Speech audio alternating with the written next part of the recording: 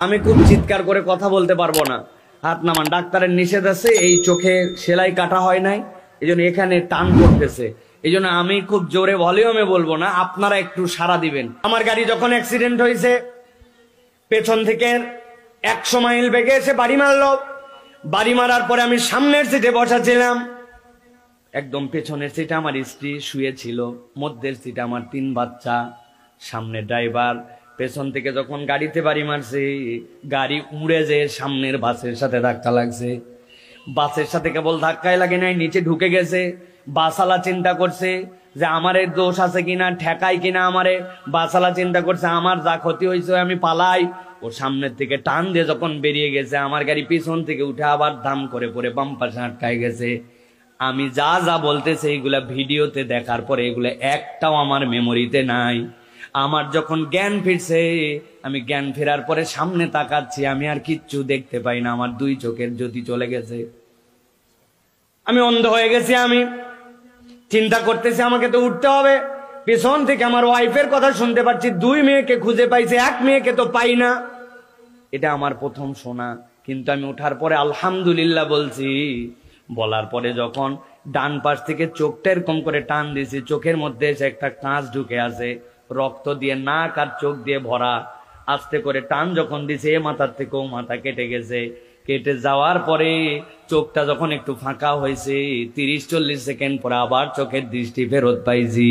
বুঝে থাকলে বলেন, রিজিক মানে কেবল খ্যাত মনে করলাম, রিজিক মানে কেবল মনে করলাম আবাদের ফসল। আল্লাহ যদি এই দৃষ্টি কেড়ে নেন, এই দৃষ্টি ফেরত দেওয়ার কারো ক্ষমতা আছে? আমি সাইফুল্লাহ যেভাবে কৃতজ্ঞ হই, আমি আল্লাহর কাছে সারা জীবন সিজদা দিয়ে থাকি। চোখের একটু লাগছে, গায়ে একটু লাগছে, 7 দিনের মধ্যে আপনার কাছে এসে কথা বলতে পারছি। আল্লাহ বলছেন, বান্দা একটু হৃদয় দিয়ে বোঝো, ওয়ামিম্মা রাযাকনাহুম ইউনফিকুন। ও আমার বান্দা, আমি তোরে রিজিক দেই, এই রিজিক তোর সন্তান, এই রিজিক তোর পরিবারের সুখ, এই রিজিক তোর শান্তি, এই রিজিক তোর খাদ্য, এই রিজিক তোর সুস্থতা। রিজিক মানে কেবল ধান চাল আর ভাত মনে করেন না। আল্লাহ বলছেন, আমার যে রিজিক দিয়েছি বান্দা, আমার রিজিক থেকে তুমি খরচ করো। কান দিয়ে কত কিছু শুনি, কানের খরচ আছে, আপনার চোখের খরচ আছে। আপনি কোরআন পড়েন, যখন আপনি চোখ দিয়ে আপনি আল্লাহর দেওয়া চোখের রিজিক ওইটাকে ব্যবহার করতেছেন। আপনি কোরআনের কথা শুনতেন, ওয়াজ শুনতেছেন, আপনার কানকে তখন আপনি খরচ করতেছেন। আল্লাহ আপনাকে যে সম্পদ দিয়েছেন, ওই সম্পদ আপনি আল্লাহর জন্য খরচ করতেছেন। আল্লাহ বলছেন, 3 নম্বর কোয়ালিটি আমার মুত্তাকি বান্দাদের, তারা ভেবে ভেবে তাদের দেওয়া রিজিক যেইটা, ওই রিজিকটা তারা খরচ করে। 4 নম্বর আল্লাহ বলছেন, ওয়াল্লাযীনা ইউমিনুনা বিমা উনজিলা ইলাইকা ওয়া মা উনজিলা মিন ক্বাবলিক ওয়া বিল আখিরাতি হুম ইউকিনুন।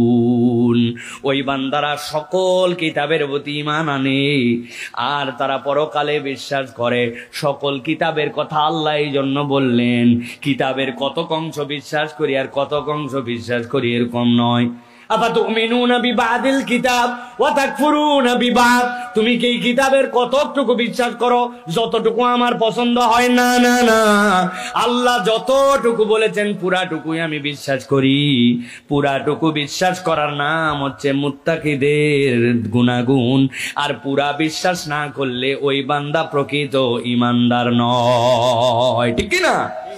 অনেক লোক আছে বাংলাদেশে, নামাজ বিশ্বাস করে, রোজা বিশ্বাস করে, কিন্তু তারাও আবার আইন করার জন্য চেষ্টা করে। লিযাকারি মিসলু হাজ্জিল উনসায়াইন। আল্লাহ বলেছেন একটা ছেলে পাবে যা মেয়ে তার অর্ধেক। ওরা বলে না, আমরা সমান অধিকার চাই। আল্লাহর আইন ঠিকই আছে, কিন্তু এটা মদিনা শরীফের জন্য ছিল, বাংলাদেশের জন্য আইন সংস্কার করে উত্তরাধিকার আইন বানাতে হবে। ছেলেও পাবে যা, মেয়েও পাবে যা। ও নামাজ পড়ুক, রোজা রাখুক, হজ করুক, যাই করুক, এইটা যদি মনে করে আল্লাহর আইনের এই আইন ঠিক নাই, ও কিয়ামতের দিন বেঈমান হিসাবে উঠবে, ওর ঈমান ঠিক হয় নাই।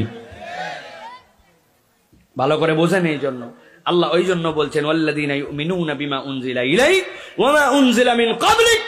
আগে পরে যা বিধান অবতীর্ণ হয়েছে সবগুলো বিশ্বাস করে।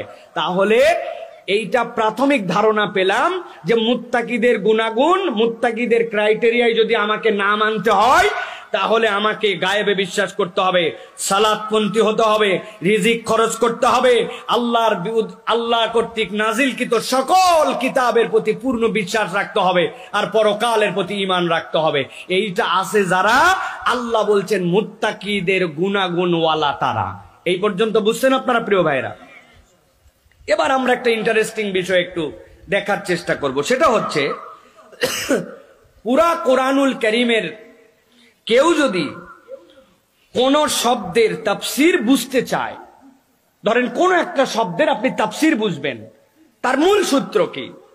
আল্লামা ওবায়দুল্লাহ সিন্দি রহমতুল্লাহি আলাইহি বলছেন, কেউ যদি কোরআনের কোন শব্দের প্রকৃত তাফসীর বুঝতে চায় তাহলে কোরআনের যেই শব্দটি তাফসীর বুঝবে, ওই শব্দ কোরআনের যত জায়গায় এসেছে তার আগের শব্দ এবং পরের শব্দ, এই দুই শব্দ যদি সে একটুখানি ক্যালকুলেশন করে, বুঝে, সমন্বয় করে, তাহলে প্রকৃতার্থে ওই শব্দটা কোন অর্থে এসেছে বান্দা ওইটা বুঝে ফেলবে।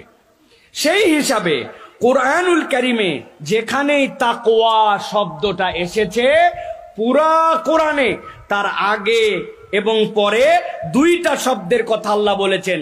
একটা বলেছেন ইনসাফ, আরেকটার কথা বলেছেন ন্যায়ানুগ। একটা ন্যায় আর একটা ইনসাফ, কাছাকাছি, কিন্তু দুইটার মধ্যে একটু পার্থক্য আছে। তাহলে তাকওয়ার সাথে এই শব্দের আলোকে আল্লাহ কি বুঝাতে চান, বান্দার কাছে কি নিতে চান, এটা কোরআনের শব্দের বিশ্লেষণের আলোকে আমরা বুঝতে পারি। তাকওয়া মানেই হচ্ছে ইনসাফ, তাকওয়া মানেই হচ্ছে ন্যায়ানুগতা। চলেন কোরআন থেকে দুই একটা প্রমাণ দেখি।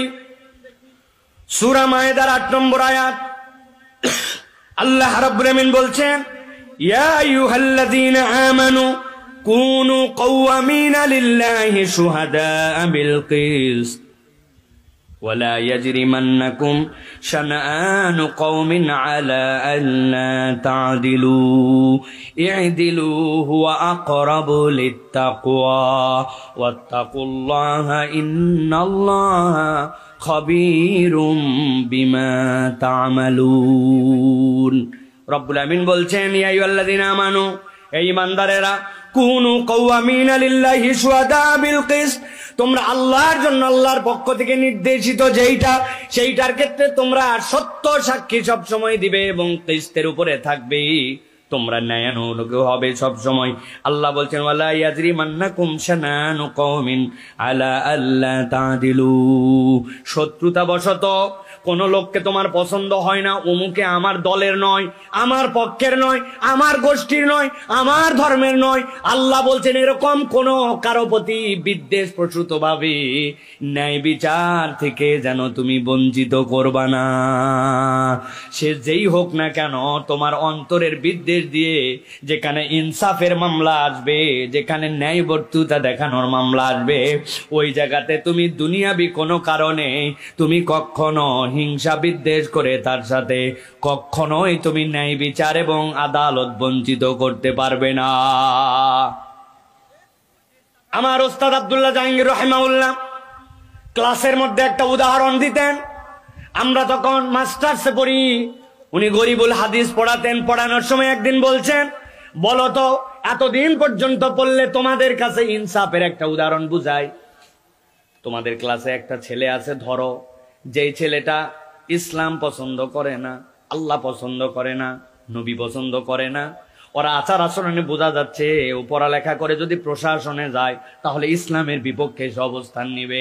আরেকটা ছেলে চূড়ান্ত আল্লাহওয়ালা, ইনসাফওয়ালা, ভালোওয়ালা, বিরাট বড় নামাজি, বোঝা যাচ্ছে এই ছেলেটা যদি ভবিষ্যতে বড় হয় তাহলে ইসলামের পক্ষে যাবে। এখন স্যারের কাছে দুইজনই একটা পরীক্ষার প্রশ্ন গেছে, পরীক্ষার প্রশ্ন যাওয়ার পরে দুইজনই প্রশ্নের উত্তর দিয়েছে। যেই ছেলেটা আল্লাহ রসুলকে পছন্দ করে না, বাহ্যিক দেখা যাচ্ছে ও 100-তে 100 উত্তর দিছে এবং উত্তরগুলো এত সুন্দর করে দিছে যে তাকে যদি মার্ক দিতে হয় তাহলে অন্তত পক্ষে তাকে 90 নম্বর দেওয়া লাগবে। আর যেই ছেলেটা আল্লাহ রসুল পছন্দ করে না, ইসলাম পছন্দ করে না, ইসলাম থেকে দূরে আছে, ও ভালো করে লিখতে পারে নাই, যেমন লেখছে তাতে টানাটানি করে 40 পায় কি না পায়। এখন একজন শিক্ষক চিন্তা করছি, যেই ছেলের আচরণ এরকম দেখতেছি ও ভবিষ্যতে কি না কি হয় ইসলামের ক্ষতি করবে, অতএব তাকে যদি আমি সর্বোচ্চ নাম্বার দেই, বরং ইসলামের একটা দুশ্মনকে সামনে দিকে আগায় দেওয়া হলো। সেই হিসাবে তাকে দিচ্ছে 40, আর যেই ছেলেটা নামাজ কালাম ভালো পড়ে, আশা করা যায় ইসলামের উপকার আসবে, সে ভালো লিখতে পারে নাই, এই জন্য তাকে দেওয়া হয়েছে 90। বলেন তো এইটা কি আল্লাহ আল্লাহ রসুলের বিচার অনুযায়ী ঠিক আছে? তো কিরে ভাই, একজন ইসলামের শত্রু হবে, কয়দিন পর ইসলামের বিপক্ষে যাবে, আল্লাহ আল্লাহ রসুলের বিপক্ষে যাবে, তার একটু কম মার্ক দিয়ে ফেল করানো উচিত ছিল, না করে অন্তত পাস করাইছে নাকি? না, ভালো করে বোঝেন। আমার আল্লাহ রাব্বুল আমিন বলছেন, ওয়ালা ইয়াজরিমান্নাকুম শানানু কওমিন আলা আল্লা তা'দিলু ই'দিলু হুয়া আকরাবু লিত্তাকওয়া। আল্লাহর বিচার আল্লাহ করবেন, কিন্তু বান্দা তোমার সামনে যখন বিচার আসছে তখন তুমি কখনোই বিচারে পার্সিয়ালিটি করতে পারবে না। যদি বিচারে পার্সিয়ালিটি করো, কখনো তুমি মুত্তাকিদের দপ্তরে নিজেকে নিতে পারবে না, ঠিক কি না? নবী সাল্লাল্লাহু আলাইহি ওয়াসাল্লামের কাছে এক সাহাবী এসে বলছেন, ইয়া রাসূলুল্লাহ, হাযা ইবনি, এটা আমার সন্তান, আর আমি তার জন্য একটা গোলাম রেখে দিয়েছি, আমার সন্তানকে আমি খুব পছন্দ করি। নবীজি বললেন, মারহাবা, খুব ভালো, তবে শোনো, তোমার কি আরো সন্তান আছে? আছে ইয়া রাসূলুল্লাহ। সকলের জন্য কি গোলাম দিয়েছো? বলে না। বলে শোনো, হয় সকল সন্তানের জন্য গোলাম দাও, নচেৎ তার গোলাম ছড়ায় নাও, তুমি তোমার সন্তানের মধ্যেও দু চোখা নীতি নিতে পারবা না। আমরা অনেক মুসলমান আছি, আমাদের যেই সন্তানকে ভাল লাগে তার নামে সম্পত্তি লেখা দেই, আবার বিরাট বড় মুত্তাকি মুসলমান হয়ে আমরা ঘোরাফেরা করি, আছে কিনা? জমির আইল ঠেলে আমরা সুন্দর করে নামাজ পড়তে যাই, কিন্তু জমির আইল ঠেলে মানুষের জমির মধ্যে নিজের জমি ঢুকাই, আছে কিনা ভাই?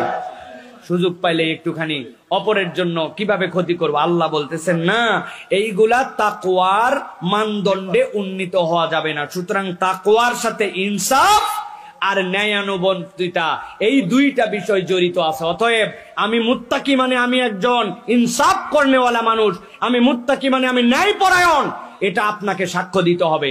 আল্লাহর যে বিশ্বাসের তালিকা ওটা তো থাকবেই, কিন্তু মুত্তাকি যদি দেখা যায় যে ন্যায়পরায়ণ নয়, তাহলে বোঝা যাবে তার তাকওয়া পরিপূর্ণভাবে হয় নাই। প্রিয় ভাইরা, তাহলে আমরা দুইটা চ্যাপ্টারে প্রথমে কথা বললাম। প্রথমে মুত্তাকিদের প্রাথমিক পরিচয় জেনেছি, 2 নম্বরে আমরা কি জেনেছি? আমরা জেনেছি যে তাকওয়া দ্বারা আল্লাহ রাব্বুল আমিন মূলত আমাদের মধ্যে থেকে কি নিতে চান। এবার আমরা মূল যে আলোচনা